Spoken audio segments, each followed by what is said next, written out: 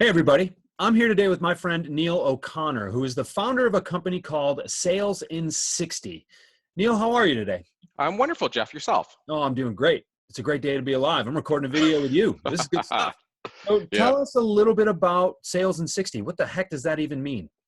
Well, Sales in 60, the reason I started that company was to help, enterprise salespeople with the modern buyer's journey. And what I mean is you think about customers nowadays, especially enterprise customers, they're so informed with what they can find on the internet that those conversations that you used to have with customers where you would come in and tell them about speeds and feeds and features and benefits no longer has to be done. There's no value in that. So what I do is I help outbound salespeople or enable outbound salespeople to get into the buyer's journey.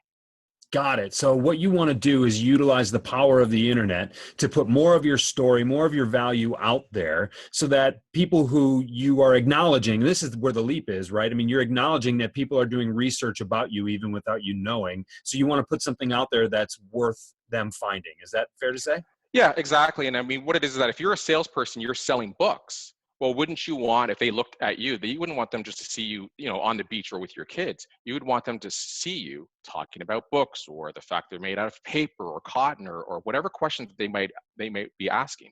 They can answer some of those questions ahead of time. So it really this conversation and what you do, and this is why I think this conversation is valuable. What you do with helping organizations, especially enterprise organizations, understand the buyer's journey, that ties right into this buzzword social selling, which you and I have talked a lot about, and we both actually have very impassioned opinions about. What, in your words, is social selling? Well, ultimately, when I said talk about, again, for enterprise salespeople, social selling to me is social prospecting.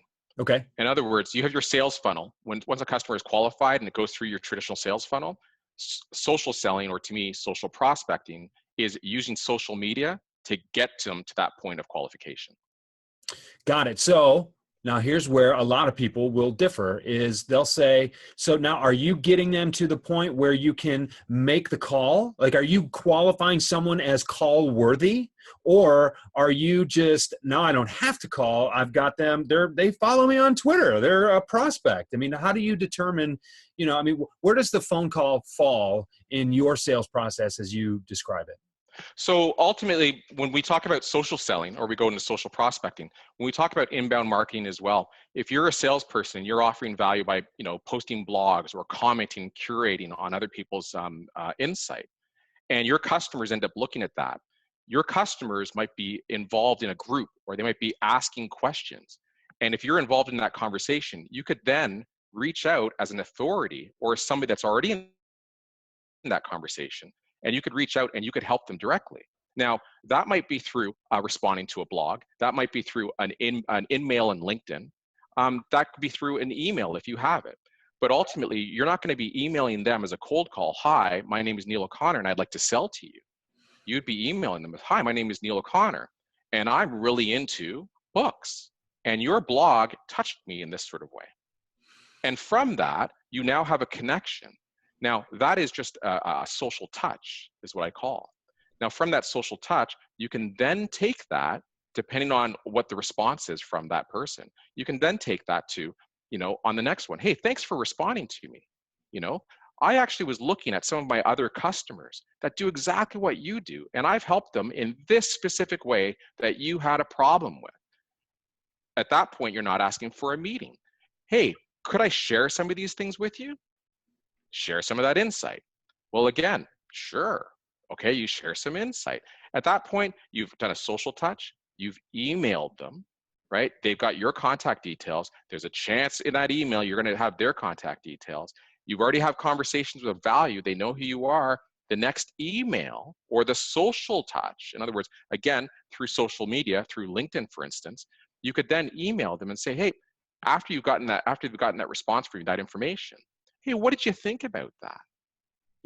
I would love to have a conversation with you, and then at that point, you have a chance to make a phone call. That's not a cold call. That's not a warm call. That's a phone call, right? So Right. that's the call that you want to have. Now, again, are you selling anything to that person at this point? No. But are you qualifying them? Are you still qualifying them? Yes. That phone call, that could dictate where they are in your sales process. Well, and so what it sounds like, to you, and you and I have similar views on this, that social media is a way to interact with people and connect with people and to determine whether a real connection is there and whether or not this person should even be contacted. Right? I mean, did you just have some similar interest on LinkedIn? Oh, maybe that's just the case. Maybe you have nothing in common and the comment goes unresponded, right? Or maybe this is something that you really find that the connection is there. You do a little more research based on what you've learned, and you then can take that prospecting a little bit further. I think social media definitely helps with your ability to prospect, but it also takes your prospecting a little bit deeper and your qualification a little bit deeper, without having to ask those tired salesy questions from 30 years ago. Well, so what's your budget for this project? And what are you, I mean, that's just so ingenuine. And I think using these common channels where you're both hanging out anyway, hey, it's like a big networking event. It's constant, right? I mean, it continues to happen. And I think that it's valuable from a prospecting standpoint, but I don't know that it necessarily goes a whole lot further than that. And this is where other people will tend to disagree with me. And I think that it's silly, or I mean, it's downright foolish to ignore these tools as being valuable in the sales process. But I also think that it is foolish to think that they have replaced the sales process. Yep, I would agree. I mean, I'll give you a scenario of just with technology and how it can work in some ways and in other ways it doesn't work. So I went in and I was looking for a car with my wife. And when we were looking at this brand new car, I thought, well, that price is a little bit too high. And I'm just not interested. As I was leaving, the sales guy sort of said, hey, my boss has a demo. It's sitting right here. It's got 5,000 kilometers. It's, 20% off. Would you be interested in that? Well, I would be, but in Canada, in sales, I mean, it's not that we would actually buy the car. We'd want to lease the car. Now, I don't know if I can lease a used car, So he goes, well, listen, this would be the price. And I go, well, what I need to know is what the lease price would be. So if you can get that to me, I'd be interested. Okay. So I gave him my card. Within about 15 minutes later, I get a text from him with a dollar amount, right? With a dollar, $8.99 dollar amount, $8.99. Right. And I'm fairly good with math. I just did divided it. And all he did was, here's the sales price. Let me divide it by this amount over your 36 months or whatever and pay for it. And here is a text, right?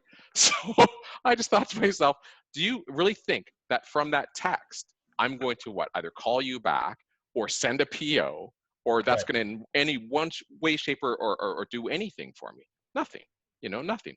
All the questions I asked, all he's coming back with is a price through a text message. Right. Right. So I think ultimately when it comes down to tools, the tools that we have, when it comes down to the internet, when it comes down to email, when it comes down to social touches, these are all tools, but the phone and voice and face-to-face, to me, are still king. I hope you enjoyed this part of my conversation with Neil O'Connor. I think we can all agree he's got some valuable insights that we can all put to some very good use. And we took our conversation and split it into a couple of different segments, so you'll be able to find the other parts on my channel. While you're surfing around looking for those, why don't you just subscribe?